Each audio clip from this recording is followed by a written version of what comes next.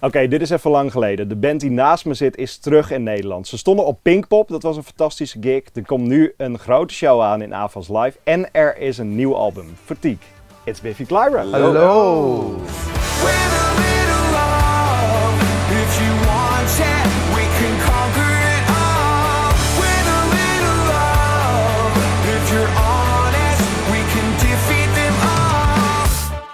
Now we are in 2025. There's a new Biffy album, and There is.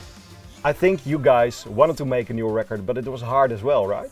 It's never easy, but I think certainly on your 10th album, it can be more challenging than ever. We had some challenging times personally as well after COVID really, which was such a difficult time for everybody.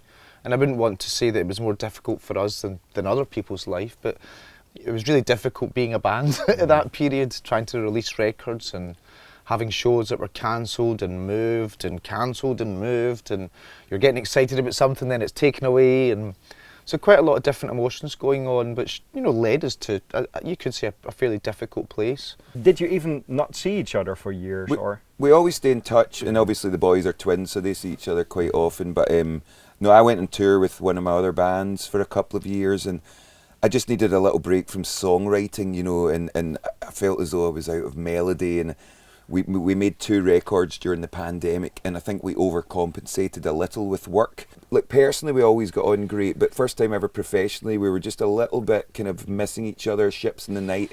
I think you need to go through the tough times, and you need to fall out to then come back together, and I'm glad we have. It's happened the right way round. But it's important to, like Sam said, to look after yourself. They always say in the plane that you need to put your oxygen mask on first, because if you're in a really bad state, you can't help anybody else. So you need to find a way of helping yourself and helping each other, and it makes the band much stronger. But it's great what you're saying, that people can talk about mental health more. Yeah. Yes. And I see that with a lot of new artists as well. Yes. You've got to be bulletproof these days. When we started 20 odd years ago, no one was watching, no one was filming us. We could play a show that wasn't great and still have a chance to play again. Now you need to sound amazing, look amazing, be very careful what you say. Make sure you agree with the right things as well. It's worth fighting through, because life can bring you beautiful things. But I'm really impressed with the next generation. They're very inspiring. Goodbye, my love.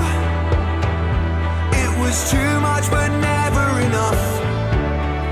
Goodbye, my lover.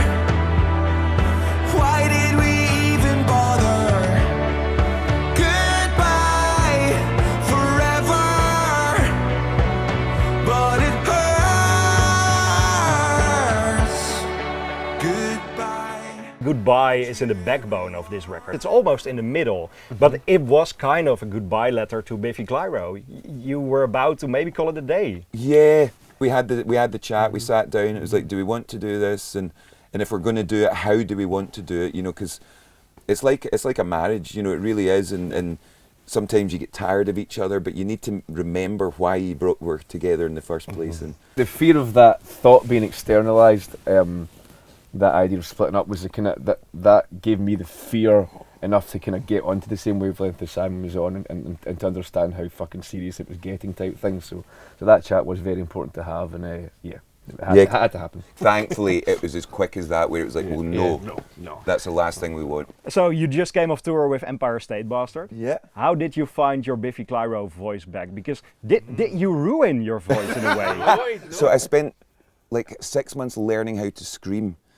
and learning how to scream has taught me now how to sing. So before, I realised I was singing wrong for 20 years. So what I thought was, I was trying to protect my voice, thinking I don't want to scream it and then not be able to sing. And as soon as I came back to Biffy, I was like, oh, I mean, not today. Sound like shit today.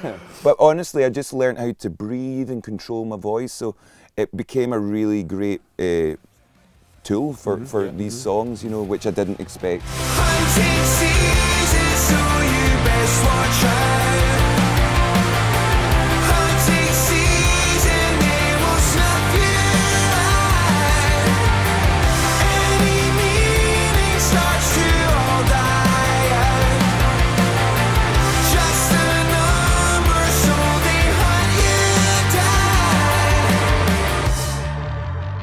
How They'll be- important is family in the band nowadays? Oh, very important, isn't We it? are family, but This all happened very naturally because we're friends since we were 7. We went to school together.